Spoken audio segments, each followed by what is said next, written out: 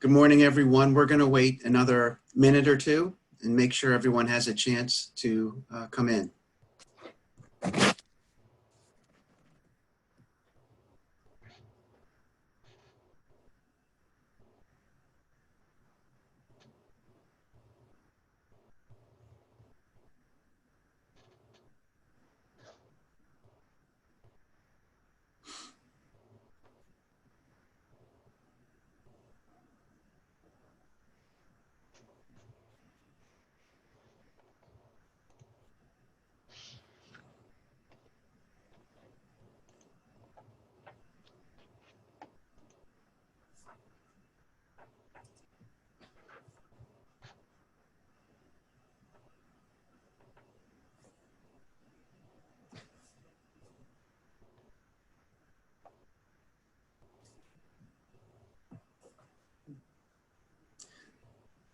I see the participant list is still increasing, so I'm going to wait another minute. Let me start.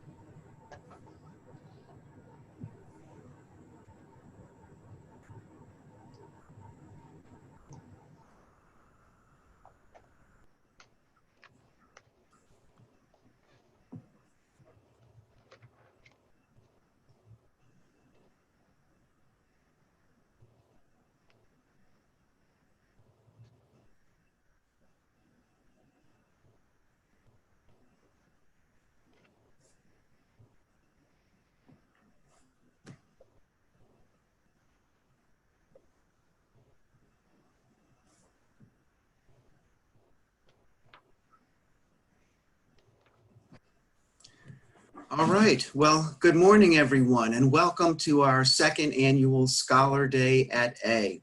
This is an exciting event at which we celebrate the outstanding work of our LSUA students.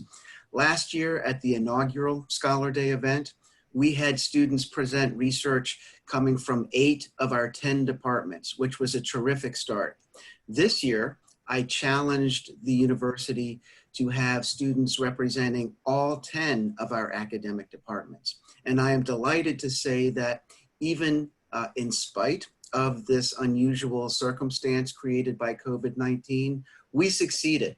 So students and faculty, thank you for continuing to generate the excitement about this event. And we have 81 students presenting today, again, from all 10 of our academic departments. Making the decision to continue with this event, even in light of the current circumstances, so we had to have it virtual, not necessarily an easy decision. And so now I want to turn it over to the coordinator of the event who made all of this happen, Dr. Sandy Gilliland. Thank you so much, Dr. Rowan. We are so excited to be here this morning and really just so proud of our students. It was not an easy decision. When the campus shut down, the first question I asked was, well, what about Scholar Day? It took me a few days to kind of wrap my head around the implications and our options. And then on March 20th, we held an online meeting to consider what those options might be. Of course, we considered canceling the event. That was the easy decision. And after all, just about every event on my calendar was being canceled. Or was there a way to somehow move this event to being fully online? Moving this event online would mean a lot of work for a lot of different people. And there would be some challenging details to figure out. And yet, without hesitation, all of the parties involved opted to move forward. And why? Why would so many people who are already overwhelmed, overworked, and stressed out by all of the challenging events happening decide to continue with this event? The answer is simple. The students are worth it. Your efforts, your hard work, and determination are worth celebrating. And if we were going to ask you to keep going despite these challenges and uncertainty, then we would keep going too, because you are worth it. To highlight these efforts, I want to take a moment to highlight the Scholar Day 2020 t-shirt.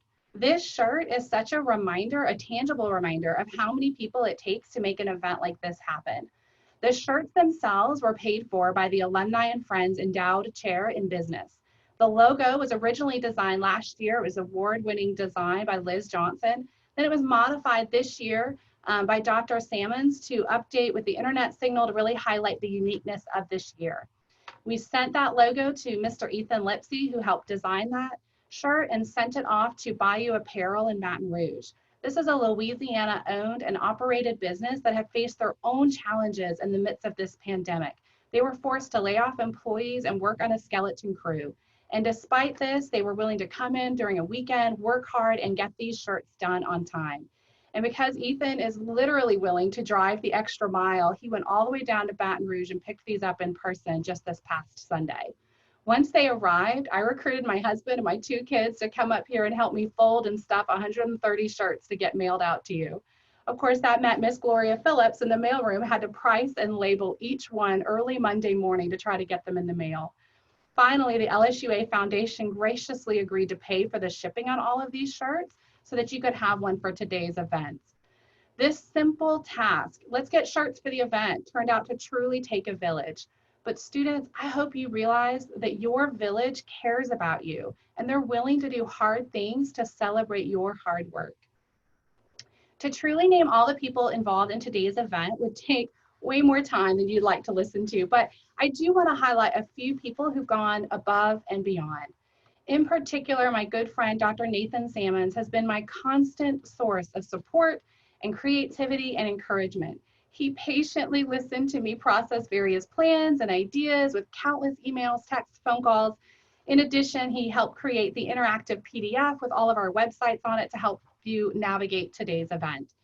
Liz Johnson is our marketing specialist for this event, and even after we completely changed directions, she stayed engaged and willing to help make this event run smoothly, and she did so with positivity and grace.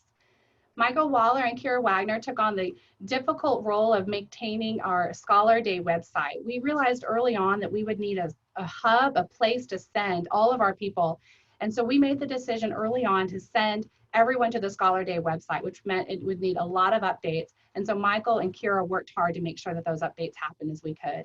In addition, our IET department has worked to make sure that this event will be as technologically smooth as possible.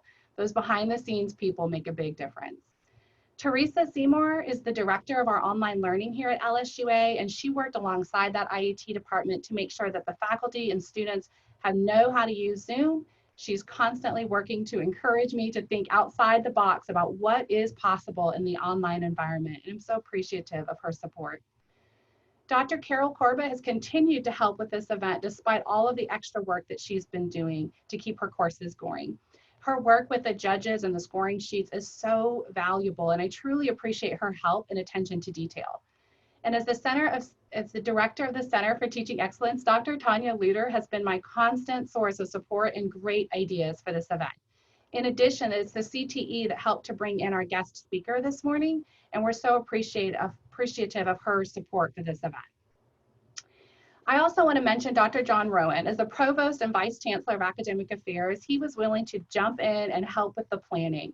He doesn't stay off to the sidelines. He's right there helping set up things in the offices, helping attend meetings. His positivity and support are incredibly important, but even more so, his commitment to excellence in academics is what provides this event with the kind of support that it needed.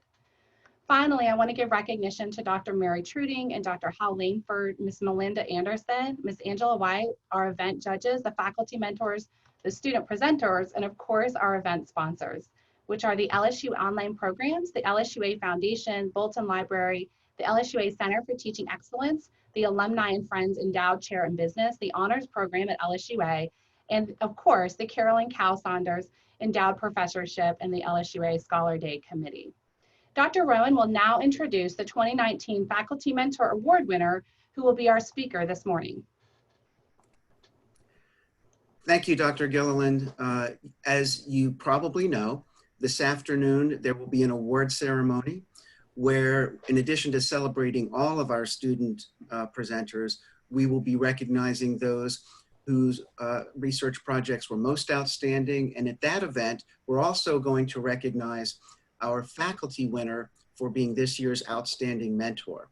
What we do is ask the students who have submitted their research to nominate, if they so wish, the faculty member who mentored them. Now, last year at the very first event, The winner of this award was our own Dr. Gerard Jamarcus. And so he's going to be giving a plenary speech here in just a couple of minutes. Dr. Jamarcus is Associate Professor of Chemistry at LSUA. He earned his PhD from Oklahoma State University in Analytical Chemistry, and he earned his Bachelor of Science degree in Chemistry from the University of the Philippines. He is passionate about mentoring students and has mentored a variety of research projects that has led to those projects actually getting published. And just so you know how strongly his students feel about him, I want to read a couple of comments that they provided in support of his award nomination last year when he received the award for Outstanding Mentor. One student said that Dr. Jamarcus was able to see her academic potential as a student and offer her the opportunity to do research. Another student said, Dr. Jamarcus is perhaps the most inspiring and focused teacher and professor that he has ever known. A third student says that Dr. Jamarcus is devoted to his students and takes a personal interest in their academic success and their future. And just one more, there are many other testimonials, but just one more. Dr. Jamarcus is truly the definition of the type of professor everyone is talking about when they say that there's that one teacher who made a difference in their life. So with that in mind, I know you're going to enjoy his presentation and his remarks, and I'm delighted to introduce our own Dr. Gerard Jamarcus. Thank you so much, Dr. Rowan, for the introduction. Hi, everyone. It's an honor to be invited into today's event. I graduated in 2005 with a BS in chemistry from the Philippines, and it seems like yesterday. I was an aspiring college graduate, wanting to embark a career in my field. When I graduated college, my goals were unclear, as I really had no idea on what to do and what path I will take. Probably many of you are in the same position. Your life and career choices at this moment will actually, for the most part, I would say, likely define your future. Students, being in a university and soon graduating, I would want to share with you several key points I have learned in life. Probably, some of you are not even sure on what to do during your college life and even after it. First, I would say that I would encourage you to buy a notebook. It sounds really simple. This notebook will serve as your notepad for your life and career, your diary witnessing every moment of your life. I remember the first day I was in college, I bought this notebook where I jotted down every career goal I aspired to do. I looked at it over and over again to see whether I was on track. Second, write down your career goals and what you wish to accomplish within your 4 years of stay at LSUA. Several key points or questions that I actually ask myself, and you should as well. What are you passionate about? How do you see yourself 5 to 10 years from now? And also, what is your motivation for your career goal? Would it be to help your family and or other people? And also, do you have what it takes to reach such career goals?